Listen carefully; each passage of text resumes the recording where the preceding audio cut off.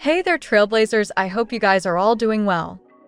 So if you clicked on this video, then you're probably interested in the latest info we got related to all of the upcoming character banners coming to Honkai Star Rail. And want to plan out your stellar Jade savings accordingly to guarantee your favorite unit, right? Well, you're definitely in the right place, because today we're going to go over all of the upcoming character banners coming to the game from version 4.2 all the way up to version 4.6, including both the brand new units expected to release alongside the possible rerun banners for a few of the listed patches as well. But before we get started, just a quick reminder that everything discussed here is based on early information and speculation, so nothing is officially confirmed yet, and things can still change before these patches actually go live. With that out of the way, let's jump right into it. Starting things off with version 4.2, this patch is shaping up to be heavily focused around Elation-style gameplay, while also bringing in some very interesting rerun combinations. In Phase 1, the new limited banner is expected to feature Silver Wolf level 999, which is a new alternate version of Silver Wolf with the imaginary element that follows the path of Elation. This version of Silver Wolf functions as a main DPS built around a very heavy stack generation system tied to punch line stacks and extremely high action frequency.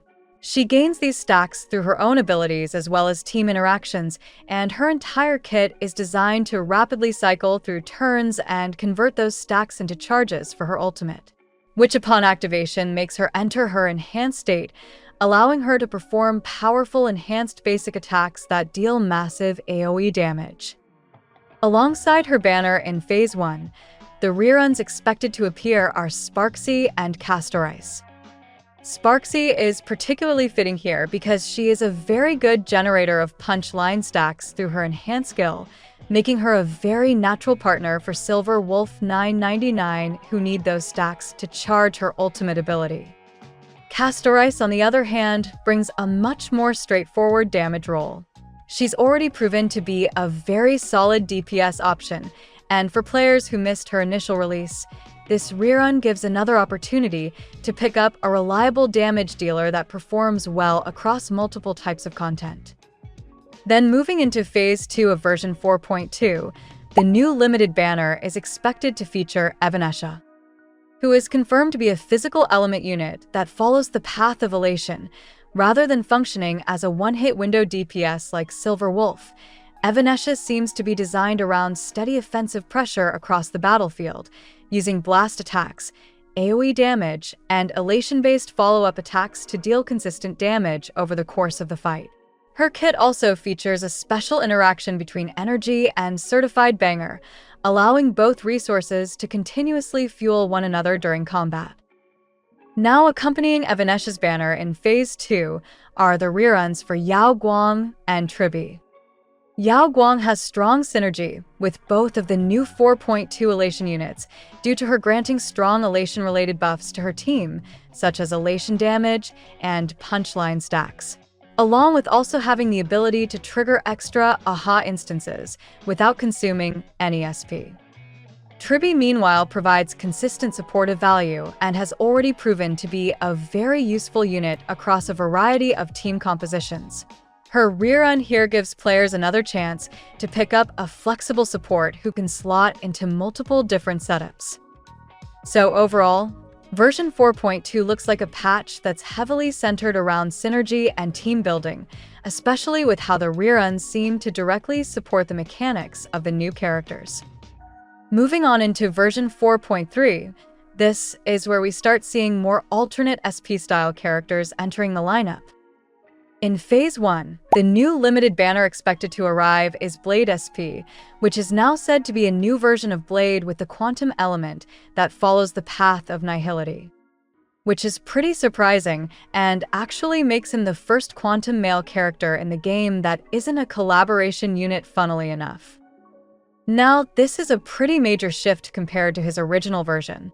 Blade is normally known for his self-damage mechanics and sustained DPS playstyle, but as a quantum nihility unit, this version doesn't necessarily mean he's purely a debuffer or damage over time character.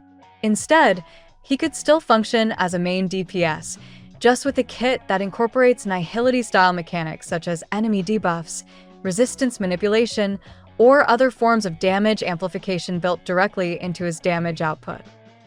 What makes this version particularly interesting is that it could expand Blade's identity rather than completely changing it. By combining his HP-based mechanics with quantum interactions and nihility effects, he could end up having a much more layered DPS playstyle that deals consistent damage while also weakening enemies at the same time. Because of that, he may fit into a wider range of team compositions while still maintaining his role as a primary damage dealer. Alongside Blade SP in Phase 1, the RERUN expected to appear is Cypher. Cypher has been known for offering strong utility depending on the team setup, and her RERUN here could be a good opportunity for players who skipped her previously but now have teams that can take advantage of what she provides. Then in Phase 2 of version 4.3, the new limited banner is expected to add a brand new remembrance unit to the game, which is currently speculated by the community to be Mysterica. According to the source who posted the info, this new unit will be a Remembrance Path unit that will release within the next couple of patches and is said to have their kit based off the Abundance Path, which could likely mean they are a Remembrance character with the ability to heal allies similar to Hyacinth. Which, if it turns out that this character is indeed Mysterica, then this would make him the second Remembrance character introduced into the game with healing capabilities. Alongside this banner in Phase 2, the most RERUN likely to appear is none other than the Dahlia. The Dahlia has already established herself as a very strong option for players who are interested in break-focused team compositions, thanks to how well she enables that playstyle and supports overall team damage.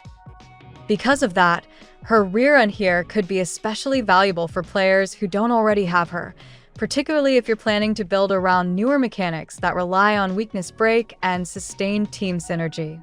Units like her tend to become more valuable over time as more characters are released that can take advantage of what they provide. So, if you've been considering picking her up, this RERUN might be one of the better opportunities to do so, especially with how relevant her role continues to be in the current direction of the game. Then moving on into version 4.4, things slow down slightly in terms of quantity, but not in terms of impact. The new limited banner expected in this patch is Himiko SP. SP characters have consistently introduced completely new playstyles compared to their original versions, so this version of Himiko could end up being very different from what players are used to. Whether she leans more into damage, utility, or some kind of hybrid role, it's very likely that she'll bring something fresh to the roster. As for the RERUN banner lineup for this update, I could definitely see both Sunday and Jiaoqiu rerunning in this patch, considering both of these units are rumored to get Nova Flare buffs during this update. So it's likely that Hoyo will rerun them to coincide with their newly buffed kits. Then moving into version 4.5, this is where things start to get really interesting again with multiple SP units appearing in the same patch.